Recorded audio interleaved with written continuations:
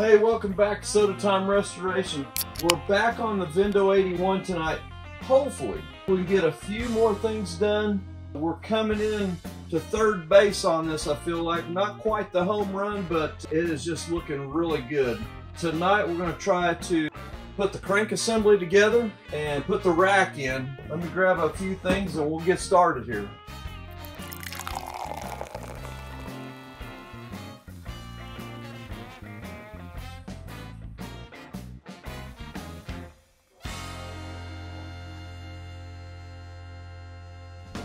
Hey, welcome back. Things are looking real good. I'll get you a little bit closer here. I'm going to do a couple of things on the entry area. A little coin chute set up here.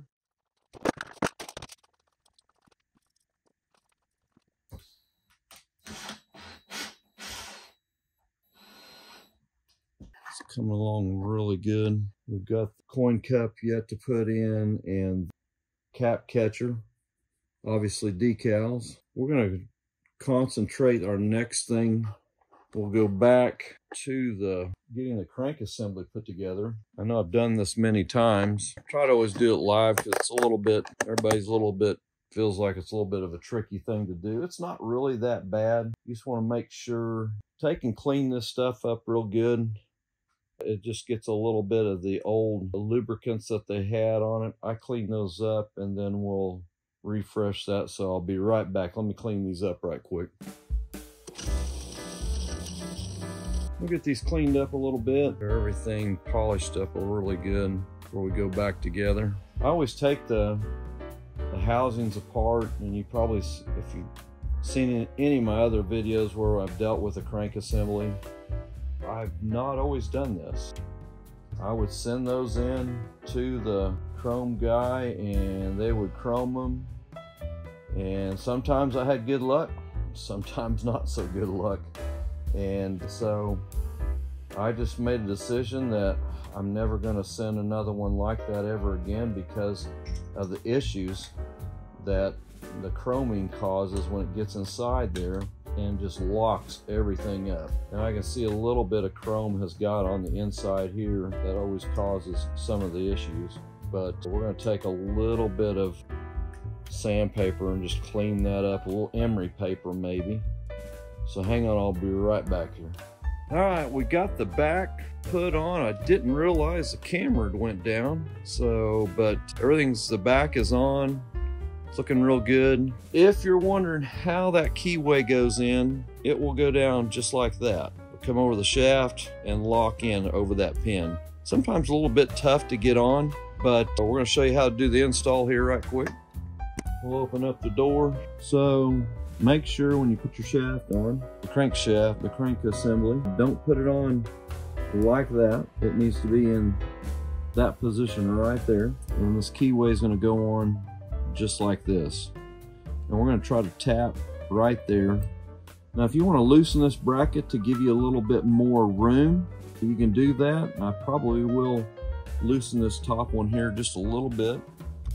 Not much, but just a little. Kind of kick that back just a little bit. Give us a little more room there, about like so. And then I kind of hold that out there just like that, and then I'll re-tighten it up. So if you're getting ready to put your crank assembly on, if you got your inside all leveled correctly where it's supposed to be at, and this is in the up position, you don't want to put it on this way. You want to put it on like so, just like that. If you put it on like this, it will not be locked in correctly. So give me a second here. Let me get this keyway fed in here. Push that down as much as you can with your finger. And we got a little bit of a punch here. We're gonna try to tap this in. All right, we're gonna use a screwdriver to get it tapped in here. Make sure it bottoms out like so. We're good. And as you see, it's in the lock position. You'll kick it back like that in order to get your door to open up properly. Open and close, excuse me. So it'll clear. But if you pull it forward, it should lock in right there. And if you want to kind of cheat and move the fingers back, that's the way it should work.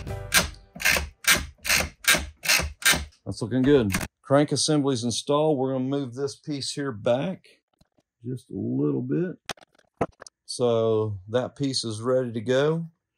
I think we'll go to get our rack assembly put in next. So we'll open this up.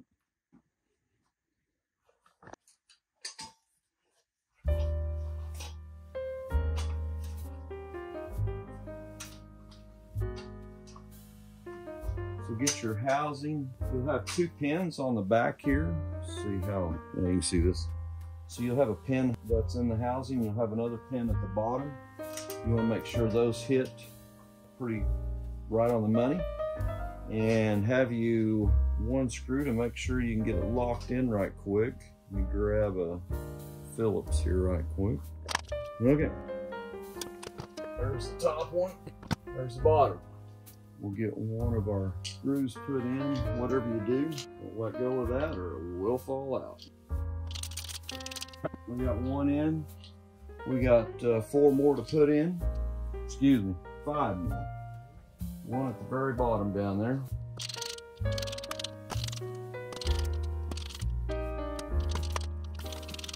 The rack is in. And our next step, we're going to go grab our shelves. And we'll do the shelves next, and then get our wiring and everything done on the compressor area. That will be the next step, so hang on, we'll be right back. Okay, we've got our shelves back from the powder coater, and if you go back on the teardown, we have drilled out all those little wheels that your springs ride on. If you don't take those out, they will not come back the same after they go through the powder coater. So get them drilled out. I got these from Fun-Tronics. They're a little bolt on, like a rivet. It screws into the wheel. It's got a flat-headed piece that goes on the outside. I'll show you what that looks like. That ties that all back together, works really good. No need for a pop rivet, but as you see, it nice and flat, nothing sticking up, so the bottle can go over the top. And then your wheel, when it's tightened up, it does freewheel. So kind of give you an idea what that looks like. We're going to get all those put on, so hang on. We'll get those in, and then we'll get the spring assembly in. So I'll show you how one goes on here right quick. The flat-sided piece first. We'll get this a little closer so you can see it. Stick that through the top side. It'll be kind of tight with your powder coating on there, but it should go through. If it doesn't, you might have to drill out just a hair, but it's going to go through. Flip it over, put your wheel on, and you'll have then your top piece that will go on to the thread, like so, and then just tighten it up. And it'll kind of bottom out. Once it tightens up, the wheel will still turn. You want to make sure that wheel does freewheel when it's all good and tight. So just get it tightened up really nice, just like so, and just like that. So let me get the rest of these on, and I'll show you how to put your spring assembly back together.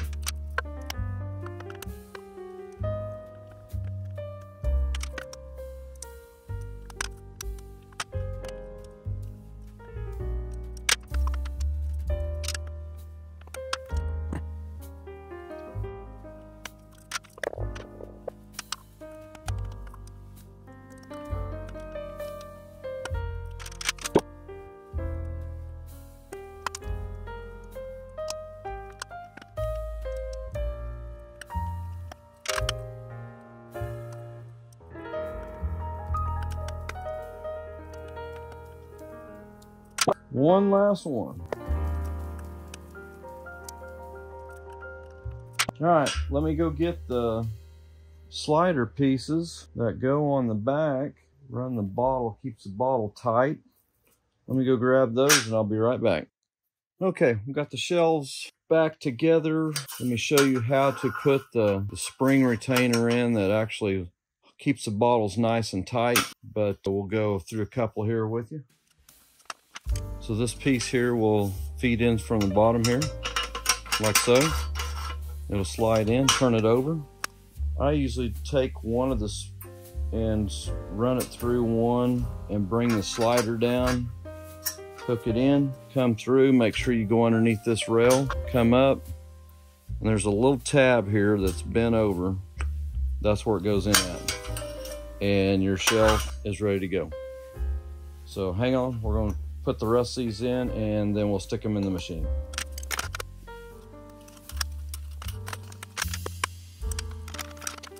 Trying to get ahead of myself here. The powder coating of the shells, man, I think it's a must. They're gonna last so much longer than any kind of paint surface. Powder coat is so much tougher. It can still be damaged in time. It's not perfect, but I think it's definitely, you know, the old Hammerite days in the 90s is about all we really had. And then I've had people that's painted them, but a powder coated shelf is quite, I just think it's probably the best that you can do. There might be some other things out there that some other restorers are doing, but this has been one of the better ones to do. Just take a look at that shelf. Nice, very nice. Tomorrow night we will start on the selection door. It's always probably one of the ending pieces I put together before we start doing any decaling. These springs you can get through Soda Jerk Works or Fun-Tronics. Either one of them can take care of you on these springs if you've got some broken ones. In case you're watching this video, this was done in 2024. So if any information I'm giving you is not lining up correctly, there could be some issues down the road on information, I'm sure. But if you like what you're seeing, hey, hit that subscribe button. This particular video series put us over 1,000 subscribers. Thank you, thank you, thank you. That was one of our goals. Took us a little bit to get there, almost 3 years. We've got kind of a niche market. We know that, but we see that the video series will obviously hold on for a long time. It's gonna be something that, you know, 10 years from now you can still go back on and get some information. One here, it's not letting me hook in the spring here. A little tab here that needs to be pushed down just a little bit. Let's see if that helps it any. There we go.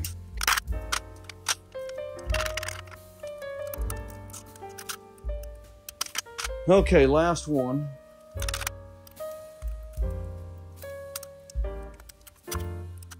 Let's put these in. Obviously, these are set up for different depths of bottles. Right now, I'm just setting them up on the 3rd hole from the front and the 2nd hole from the back over here.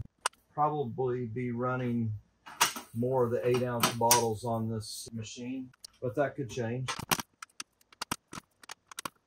Okay, we have got them all in there. Tomorrow night we'll come back and we'll start on the selection door, and got the original medallion here.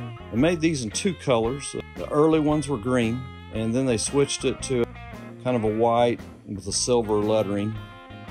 But yeah, if you see a green one, that was probably an 81A, was the early ones. But this is the original one that come out of the machine. It's not perfect, but hey, it does have great character. It has stood the test of time. Close to 70 years almost coming up on it. But hey, hang on. We'll be back tomorrow night and we'll see if we can get this selection door put together. We'll catch you on the next one.